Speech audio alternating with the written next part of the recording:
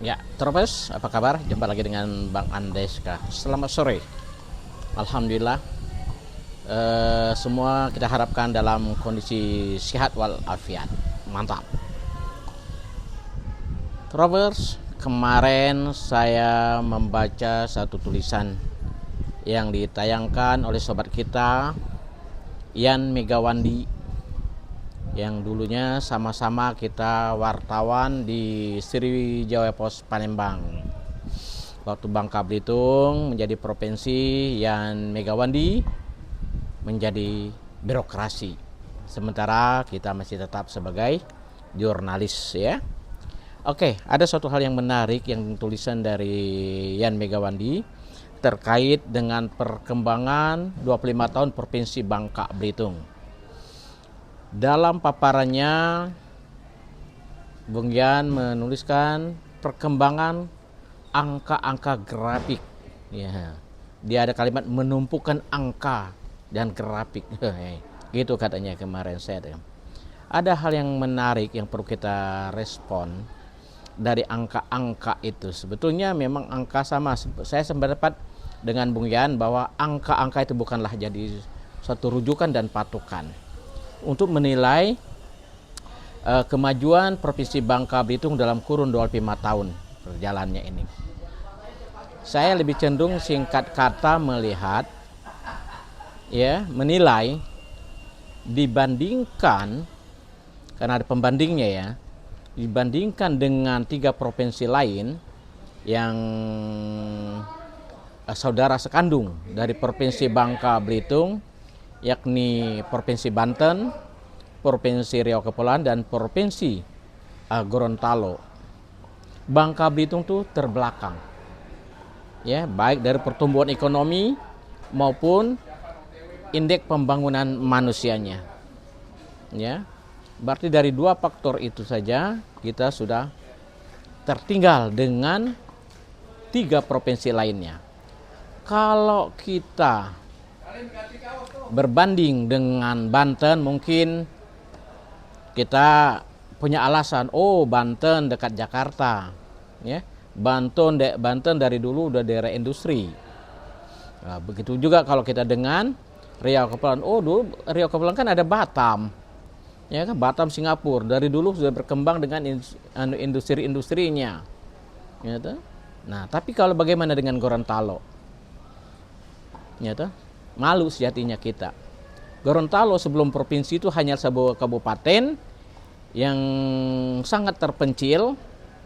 Ya, untuk sampai ke Gorontalo itu pun kita dari Makassar dengan pesawat kecil CN235 itu seminggu sekali waktu itu. Coba lihat sekarang. Ada ikon yang hebat daripada Gorontalo yang ini sebagai produsen jagung, bahkan menjadi provinsi eksportir jagung. Bandingkan dengan Bangka Belitung, letak yang sangat strategis di jalur penerbangan, jalur pelayaran internasional, Bangka Singapura, ya. Jadi jalur haki, potensi wilayahnya pun wisata, perkebunan, perikanan. Dan satu yang tidak dimiliki dari daerah 3 kabupaten lain, bahwa Bangka Belitung memiliki potensi dan timah, ya, tambang timah itu tidak dimiliki. Nah, itu yang sebetulnya menjadi ikon Bangka Belitung, ya, sehingga menjadi awalnya mimpi-mimpi kita menjadi penggerak pertumbuhan ekonomi yang lain, menggerak pertumbuhan perkebunan, menggerak pertumbuhan perikanan, menggerak pertumbuhan wisata. Realitanya tidak seperti itu. Perjalanan 25 tahun Provinsi Bangka Belitung, ya, bahwa timah menjadi jagoan. Kalau nggak ada timah nggak gerak ekonomi. Faktanya memang demikian, sehingga pada timah sekarang kondisinya babak belur, ekonomi Bangka Belitung babak belur. Sehingga tak usah heran bahwa pertumbuhan ekonomi Bangka Belitung pernah mencapai di bawah 1%. Suatu hal yang ironis sebetulnya kan. Nah, kalau Bung Yan memaparkan angka-angka EPM, angka demokrasi, ya, angka pendidikan dan kesehatan tadi berkaitan dengan EPM, Ya, wajar-wajar saja, itu angka statistik. Tapi realitanya tidak seperti itu. Karena itu tidak salah kalau saya mengatakan bahwa Provinsi Bangka Belitung adalah salah satu contoh hasil reformasi dari provinsi yang gagal. Ya, Bangka Belitung adalah provinsi yang gagal yang harus kita koreksi. Ya, Bangka Belitung provinsi yang gagal mensejahterakan rakyatnya, gagal mempertahankan kondisi lingkungannya, gagal menegakkan hukum secara adil dan bijaksana, gagal dalam memberikan kesehatan yang terbaik, gagal dalam menyediakan fasilitas pendidikan yang baik, ya toh, gagal semua dalam hal itu. Ya, coba berapa lagi? Lihat indeks tingkat kematian kita, tingkat kelahiran bayi kita, ya, ini semua. Dan itu menjadi faktor. Nah, oke, dalam bicara IVM, angka-angka statistik cenderung wow, tapi fakta realitanya beda dengan sekarang. Karena ini tantangan berat lah, saudara Dayat Harsani, untuk membuat satu fondamen baru, pembangunan kerangka berpikir Bangka Belitung untuk 25 tahun mendatang.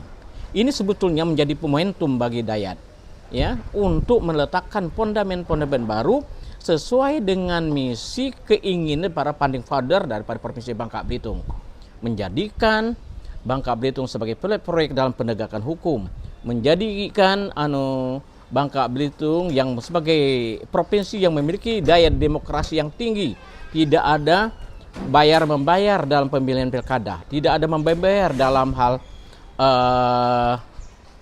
legislatif, semuanya money politik yang ada. Walaupun di daerah pun seperti itu, sejatinya Bangka Belitung tidak harus ikut-ikutan seperti itu, harus menjadi contoh, karena itulah misi keinginan para founding father daripada Provinsi Bangka Belitung.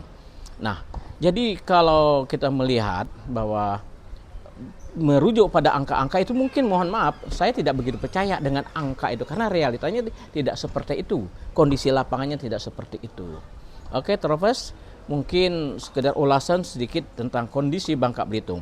Ke depan, saya menegaskan kepada Datuk Dayat Harsani, kembali membangun fondasi ekonomi untuk, ya, ekonomi, bukan hanya ekonomi, pendidikan, kesehatan, politik, ya, hukum, untuk menyongsong 25 tahun kedua Provinsi Bangka Belitung, agar Bangka Belitung tidak dijadikan sebagai provinsi yang gagal. Tidak cukup dengan seremonial, tidak cukup dengan mengatakan ada investasi triliunan rupiah, tapi sekarang harus bangun fondasi berawal dari kekuatan ekonomi masyarakat. Bangkitkan lagi ekonomi pertanian, bangkitkan ekonomi perikanan, bangkitkan ekonomi perkebunan, bangkitkan dengan ekonomi pariwisata.